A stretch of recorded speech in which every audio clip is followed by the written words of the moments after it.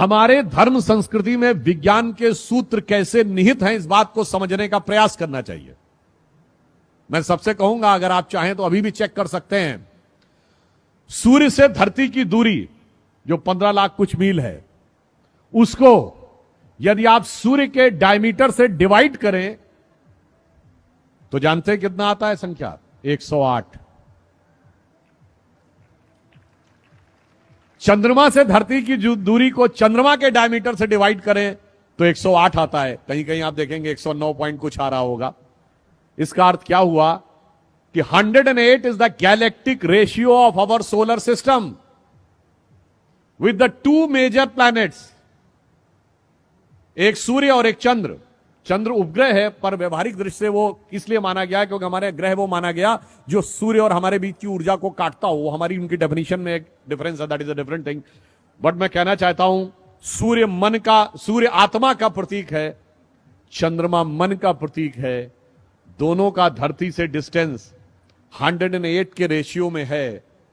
इसका मतलब अगर आपको आत्मा से मन का एकाकार करना हो तो माला कितनी बार जपनी होगी? 108 टाइम्स। और इस 108 का हमारे जीवन से क्या संबंध है? मैं प्योरली साइंटिफिक टर्म की बात करता हूं।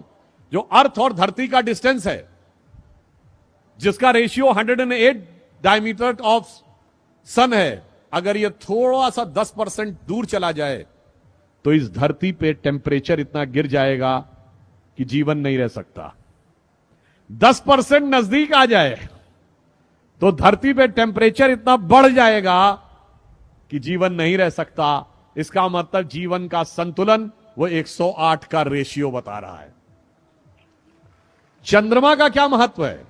देखिए, हमारी धरती पे जीवन एक और कारण से है। अगर हमारी धरती एक्सिस में स्ट्रेट होती और वो घूमती रहती तो सूर्य की सारी किरणें सेंटर पे पड़ती, इक्वेटर पे। तो इक्वेटर पे तो एक्सेसिव टेम्परेचर हो जाता और नॉर्थ और साउथ पोल पे एक्सेसिव नेगेटिव टेम्परेचर होता, तो भी जीवन नहीं पनप सकता था। परंतु ये 23.5 डिग्री पे झुकी हुई है, इसलिए आधे टाइम जाड़ा, आधे टाइम गर्मी, मौसम भी बदलता है और जीवन का चक्र भी चलता है। वो 23.5 डिग्री क्यों झुकी हुई है? Because of A ratio of the distance of चंद्रमा। उसकी वजह से वो 23 डिग्री पे टिल्ट है। चंद्रमा 10% दूर हो जाए तो ये 23.5 से सीधी हो जाएगी। फिर ऋतुएं नहीं बदलेंगी, मौसम नहीं बदलेगा, जीवन नहीं चलेगा। चंद्रमा थोड़ा 10% नजदीक हो जाए तो धरती और झुक जाएगी, फिर भी जीवन नहीं चलेगा। अर्थात हमारे धर्म का विज्ञान, आकाशीय विज्ञान, हमें यह बताता है कि जो जो संख्याएं भी हमारे यहां निर्धारित की गई हैं, वो किस गहराई के साथ, किस विज्ञान के विचार के साथ तय की गई हैं। इसीलिए मन और आत्मा का संयोग करने के लिए सहज स्वाभाविक रेशियो ये वही होना चाहिए जिसमें हमें जाप करने के लिए कहा जाता है। और इसीलिए कभी आप में से बहुतों ने ध्यान दिया हो कि साल में 12 ही महीने क्यों होते हैं? अगर एम्पेरिकल डिवीजन होता तो 10 महीने होने चाहिए थे ना। अगर आप जनरल किसी चीज को एक एम्पेरिकल ढंग से डिवाइड करते तो 10 महीने होने चाहिए थे, 12 क्यों होते हैं? क्योंकि हमारा सारा ज्ञान जो था वो आकाशीय गति के आधार पर था। और जिस दरमियान धरती सूर्य का एक चक्कर काटती है, उस समय में चंद्रमा धरती के 12 चक्कर काटता है। इसलिए 12 महीने एक साल में होते हैं। और जो हमारे मैथमेटिक्स के विद्यार्थी बैठे होंगे, मैं कहूंगा कि आप बड़े से बड़े मैथमेटिक्स के प्रोफेसर से पूछिएगा, सर्किल में 360 डिग्री ही क्यों होते हैं? 300 डिग्री होते समझ में आता, 100 डिग्री होते समझ में आता, 200 डिग्री होते समझ में आता। 360 डिग्री इसलिए होते हैं कि आकाशीय सर्किल जो एक धरती लेती है सूर्य के चारों तरफ, और उस प्रोसेस में 360 time it rotates on its axis, there are 360 degrees in a circle. तो ये मैंने सिर्फ इसलिए आपको बताया कि हमारी हर सोच अंतर से लेकर बाहर तक किस प्रकार जुड़ी हुई है कि भगवान कृष्ण के विराट रूप से लेकर सूक्ष्म रूप तक। अगर आप ये बताइए कि आप जब ध्यान लगाते हैं अपनी आंखों के सामने तो क्या दिखाई पड़ता है? Black colour. इसीलिए भगवान कृष्ण काले हैं, कृष्ण वर्ण हैं।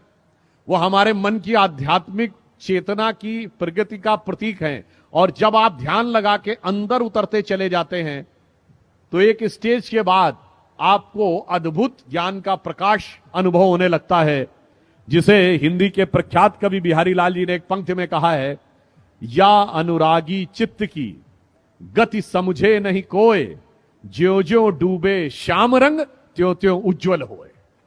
यानी जैसे जैसे आप भगवान कृष्ण की भक्ति में उतरते चले जाएंगे, उज्ज्वलता की अनुभूति आपको होती चली जाएगी। और इसीलिए हमारे देश में जीवन का उद्देश्य आत्मानुभूति है, यानी self realisation is most important part of the life then conquering the entire world. और इसीलिए भगवान कृष्ण का जीवन जानते हैं किसका प्रतिनिधित्व करता है? संपूर्ण वेदों के ज्ञान के सार का प्रतिनिधित्व करता है, जिसके लिए कृष्ण भक्ति के एक कवि ने लिखा है, जाहि अनादि अनंत अखंड अछेद अभेद सुवेद बतावे, शेष गणेश सुरेश दिनेश महेशो जाहि निरंतर ध्यावें। और पुनः कह रहा हूं, जाहि अनादि अनंत अखंड अछेद अभेद सुवेद बतावें, ताहि अहीर की छो हरियां छछिया बर छाछ पे नाच नचावे। और ये किसने लिखा है? सैयद इब्राहिम रसखान, भगवान कृष्ण के बहुत बड़े भक्त कवि, जो मुस्लिम थे, माना जाता जिनका जन्म काबुल में हुआ था, उनकी समाधि वृंदावन में है। वो आकर भक्ति में ऐसे लीन हो गए कि उन्होंने ये कहा, और उनकी एक बड़ी प्रख्यात कविता है, आप सबने सुनी होगी, कि वो कहते मेरा अगला जन्म हो तो मैं कृष्ण भक्ति में ही रहना चाहता हूं। अगला जन्म मनुष्य के रूप में हो तो ग्वाल बालों के रूप में, अगर पशु के रूप में तो नंद बाबा की गायों के रूप में, पत्थर बनूं तो गोवर्धन पर्वत के ऊपर, और अगर पक्षी बनूं तो कदम्ब के उस वृक्ष पर, कालिंदी यमुना जी के तट पर, जिसके नीचे कभी भगवान बंसी बजाया करते थे। तो रसखान कहते हैं, मानुष हो तो वही रसखान बसों ब्रज गोकुल गांव के ग्वारन, और जो पशु हो तो कहा बस मेरो धरो चरो नित नंद के धेनु मझारन, और पाहन हो तो वही गिर को जो धरो कर छत्र पुरंदर धारन, और जो खग हो तो बसेरो करो कहूं कालिंद कूल कदम्ब की डारन। आप सोचिए कितना बड़ा अंतर है। अभी मैंने पढ़ा था कि बहुत बड़े बड़े विदेश के लोग आपकी इस्कॉन की संस्था में आते हैं, भगवान कृष्ण की भक्ति में लीन होते हैं। मैंने रॉबर्ट ओपेनहाइमर से लेके कईयों के उदाहरण दिए। महत्वपूर्ण बात क्या है? आपको दुनिया में कोई दूसरा उदाहरण नहीं मिलेगा जहां उस धर्म संस्कृति को न मानने वाले व्यक्ति ने उस भगवान के प्रति इतनी श्रद्धा व्यक्त की हो। और उससे बड़ी बात यह है, उससे यह भी नहीं कहा गया हो तुम कन्वर्ट हो जाओ। यह हमारी ज्ञान की गहनता और विचारों की उदारता का प्रमाण है।